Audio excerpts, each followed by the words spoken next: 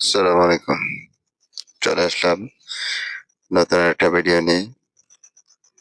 এই হচ্ছে আমাদের যে নদী আছে, নদীর মধ্যে কচুরিপানা দিয়ে এটা আমাদের গ্রামের ভাষায় বলে দামবের।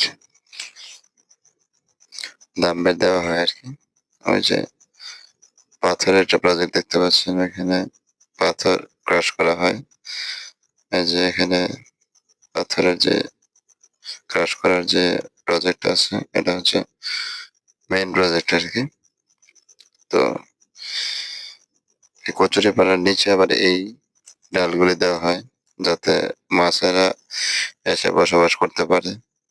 পরবর্তীতে এগুলি জাল দিয়ে আবার বেট দিয়ে এখান থেকে মাছ সংগ্রহ করা হয় আরকি।